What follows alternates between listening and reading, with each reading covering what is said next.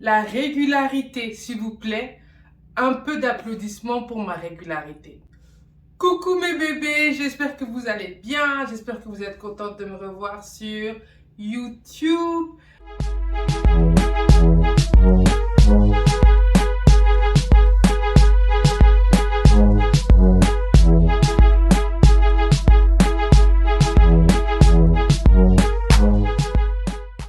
N'hésitez pas, s'il vous plaît, avant que je commence la vidéo, à liker, à vous abonner. C'est très important parce que si vous ne le faites pas, en fait, heureusement, mon audience ne va pas augmenter. Et en plus de ça, je vais me dire, bon, bah, ça se trouve que mon travail n'est pas si aimé que ça. Bref, j'espère que vous allez bien. Je reviens pour une story time. Là, vraiment, cette story time là, je sais pas si ça va me mettre dans la merde ou pas, mais en tout cas, il faut que je vous la raconte. La pire colocation du monde entier que j'ai vécu au Canada. Toronto, Ontario, la pire colocation. Cette story time, je vous la raconte parce qu'il faut que je vous la raconte, parce que c'est quelque chose qui peut arriver à beaucoup de gens. Mais sachez que les gens se sont excusés au jour d'aujourd'hui. Ces gens-là ont été pardonnés. Mais ça n'empêche pas que, voilà, dans ma tête, je me dis quand même, franchement, parce que vraiment, j'étais seule ici, que tu m'as fait tout ça. Bref, que vous mettez directement dans le bain. On remet les choses dans le contexte. Moi, je viens d'arriver au Canada. J'étais dans une famille d'accueil. Cette famille d'accueil-là, c'était seulement pour 1 mois. Donc, j'avais 1 mois chrono pour trouver une nouvelle colocation. 1 mois chrono pour trouver une nouvelle colocation. Sinon, j'étais à la rue. J'étais mademoiselle, 1 mois ici, après tu bouges. J'ai même essayé de négocier. J'avais même essayé de négocier en mode, oui, s'il vous plaît. Les places sont busy en fait. Il y a beaucoup de gens qui veulent venir au Canada. C'est pas toi qu'on va garder parce que tu as des problèmes. Non, voilà, ils ont leur nombre de personnes. Donc voilà, c'était un peu ça. Donc, je trouve un groupe de ma communauté. Je vais pas trop entrer dans le détail parce que j'ai pas envie aussi d'exposer les gens en question. J'avais trouvé ces gens de ma communauté sur un groupe Facebook dont j'ai écrit. Ouais, s'il vous plaît, est-ce que y a des gens qui connaissent quelqu'un qui recherche une colocatrice? Je cherche un endroit impérativement, like as soon as possible, j'ai besoin d'un endroit, d'une chambre meublée de préférence. Il faut bien savoir que je n'avais pas de meubles, je venais d'arriver au Canada. J'avais que ma valise, parce que moi je suis venue ici à la Walligan. J'avais ma valise, mon sac à dos et je suis venue au Canada. Donc, il fallait vraiment que j'ai un endroit où tout était inclus et que je vienne juste prendre ma valise, poser ma valise le temps que je puisse chercher quelque chose pour moi toute seule. Maintenant, j'ai eu la grâce vraiment de tomber sur une meuf extraordinaire qui m'a vraiment pris sous son aile, etc. Et elle a dit que voilà, je vais tout faire pour t'aider, pour trouver ce logement, quoi. Un ami à elle avait justement un appartement où il vivait en colocation avec quelqu'un qui devait partir de là, mais la personne n'était pas encore partie. Donc, donc cette personne-là s'est gentiment proposé de m'héberger le temps que je trouve quelque chose, tout en sachant que il n'y avait pas de place dans la maison vu qu'il y avait toujours un locataire. Comment est-ce que je peux l'appeler? Un joli nom quand même. Allez, Dieudonné. On va l'appeler Dieudonné. Donc, Dieudonné maintenant. Non, pas Dieudonné. Non, pas Dieudonné. On va l'appeler Jean. Jean, ça me correspond plus. Oui. Donc, Jean, maintenant, se propose gentiment de m'héberger, etc. Et franchement, tout commence bien. Le Jean en question s'était gentiment proposé de m'accompagner à mon ancien logement, prendre mes affaires et repartir chez lui. Au début, tout se passe bien, etc. Franchement, en plus, Jean, franchement, je trouvais pas que c'était un mec bizarre, en fait. Je trouvais que c'était un mec bien soigné sur lui, propre sur lui, etc. Il avait l'air plutôt gentil à première vue. C'était pas un mec chelou en mode un mec qui fume trop, un mec qui boit trop, etc. C'était vraiment un mec gentil dans la religion, etc. Donc je me suis dit parfait, comme ça il n'y aura pas d'histoire chelou. J'arrive, le mec il est en train de sortir, il était avec sa femme était enceinte, etc. Et moi je dis merci beaucoup de m'avoir laissé la chambre parce que vous n'étiez pas censé partir maintenant et vous partez maintenant. Franchement merci beaucoup, j'étais dans la merde de toute façon, j'avais pas d'autre solution, j'étais obligée d'être reconnaissante, un minimum reconnaissante. Et le truc c'est qu'il faut d'abord savoir que quand moi j'arrive dans l'appartement, je me rends compte qu'en fait, la chambre en question que je vais sous-louer ou louer comme vous voulez, n'a pas de meubles. Donc attends, moi je vous ai dit que je cherchais une chambre avec des meubles et un lit, ne serait-ce qu'un lit. Il n'y a pas de lit, je vais dormir où? Où est-ce que je vais dormir? Par terre. En Amérique, dormir par terre. Ah!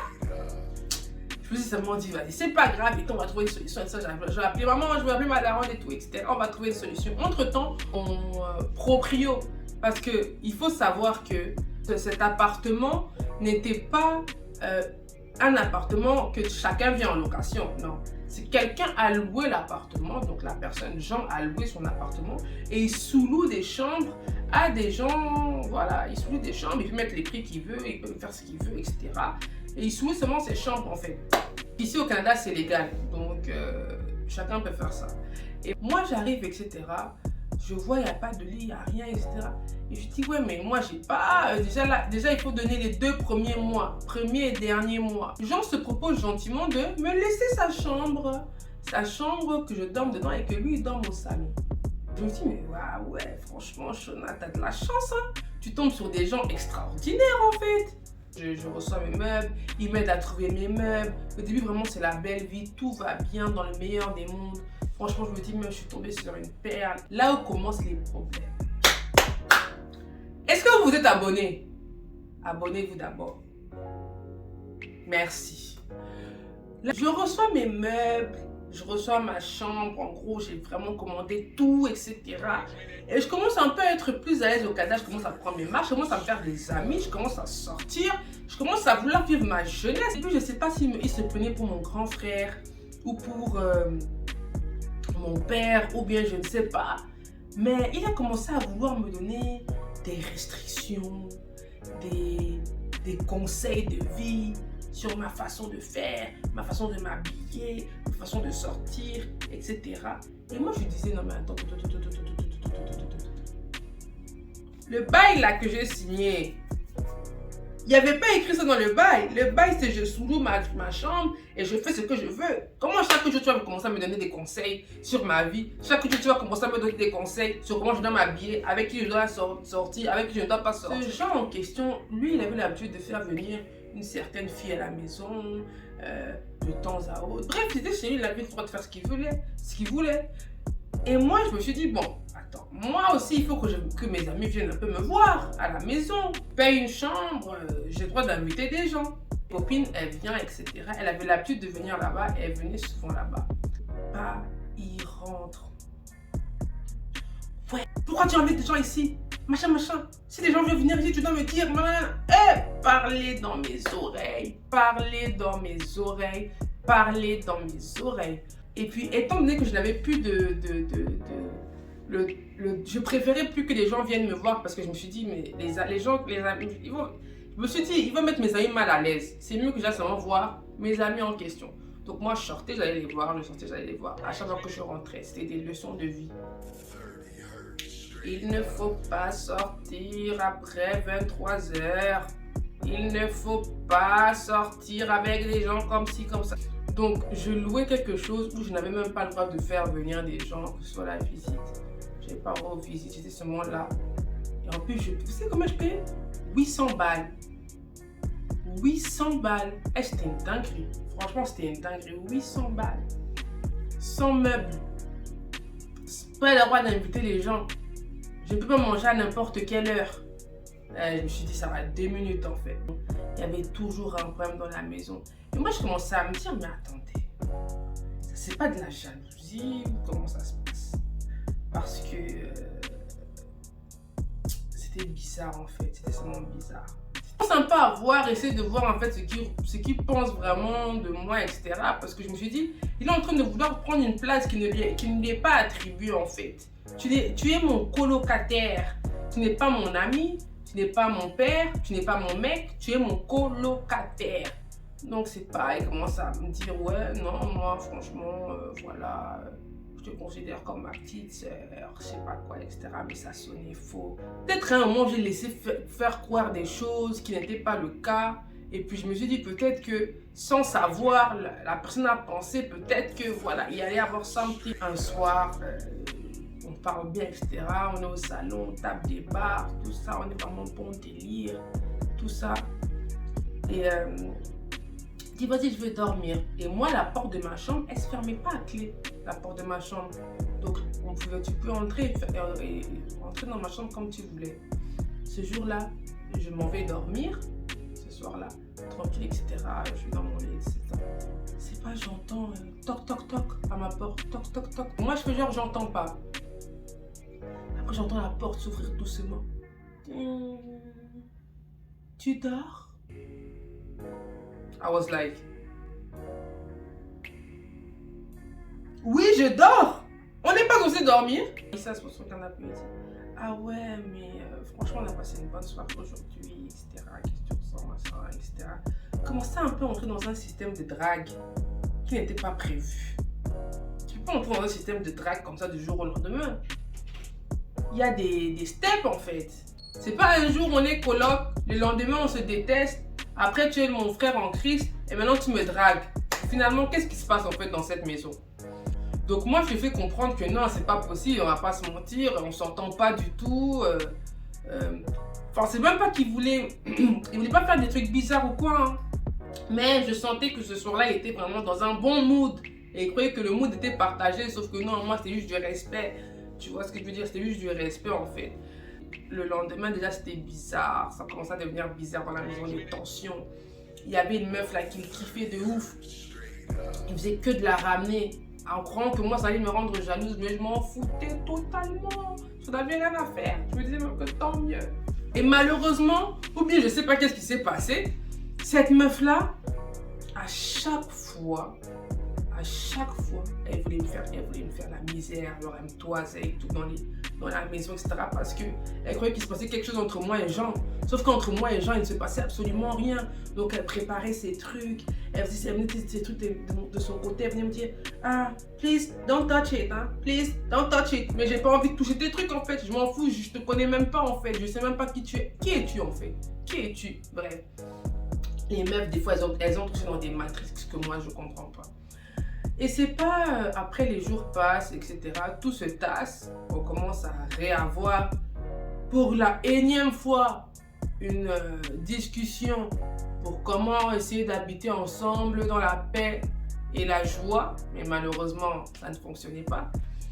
Un jour, j'ai fini les cours plus tôt. Tenez bien que dans tout ça, il essayait toujours de faire sometimes des petits appels de femmes, etc. Bon, j'allais être réceptive dans quoi? On s'entendait pas, on va pas commencer à se draguer en fait.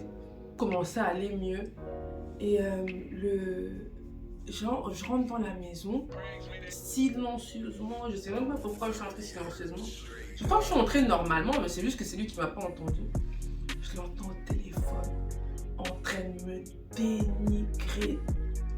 Ouais, elle, c'est une meuf comme ci, c'est une meuf comme ça. Franchement, une meuf de Paris, ceci, cela. Moi, j'aurais été quelqu'un de bien pour elle. Elle est trop stupide. Le mec, il est en train de me dénigrer. Et moi, maintenant, je fais exprès faire du bruit en fait. Après, il sort de la chambre. Oh, t'es là depuis quand, etc. Je sais pas, ça fait 10 minutes. Pourquoi? Ah, mais t'entends, franchement, c'est pas ce que tu croyais. Non, non, non, non, non, non. Je ne crois rien. Tout ce que je crois, c'est que maintenant, il faut vraiment que je trouve une solution pour ma vie et pour partir de cette maison. Donc, c'est comme ça que, voilà, j'ai commencé à faire des recherches pour bouger, pour trouver un truc mieux toute seule, ou bien dans un endroit où on fait tous de la colocation, on est tous colocataires parce que entre temps, ce mec aussi, il augmentait tout le temps le loyer, il voulait tout le temps augmenter le loyer. J'ai pas duré là-bas, je crois que j'ai fait 3 mois et demi ou un truc comme ça. Mais vraiment, c'était la pire colocation. Vous imaginez, vous êtes en colocation avec quelqu'un, la personne elle croit que vous êtes, soit que vous vivez ensemble en relation maritale, soit que vous êtes sa petite sœur, soit que vous êtes son enfant, mais c'est horrible, je souhaite ça à personne. Franchement, si vous cherchez des colocations, en plus de ça, à Toronto, allez dans des endroits où vous êtes tous colocataires. Pas où c'est un proprio qui veut sous-louer ou qui veut louer à d'autres personnes. Parce que sinon, il va commencer à faire de vous tout ce qu'il veut et ce sera pas bien. En tout cas, c'était ma petite story time sur ma pire colocation. J'espère que vous avez aimé, j'espère que ça vous a fait un peu rire. C'était vraiment une petite story time que je voulais vous faire sur ma pire colocation que j'ai vécue ici. N'hésitez pas à vous abonner, s'il vous plaît. Abonnez-vous pour qu'on puisse être encore plus sur la chaîne, que cette chaîne ait plus d'audience, que je puisse aussi être motivée à faire plus de vidéos. Likez la vidéo, partagez pour que d'autres aussi qui ne me connaissent pas, vous aussi les story time qui rigolent aussi. C'est pas ça? Bref, je vous kiffe. Bisous la famille!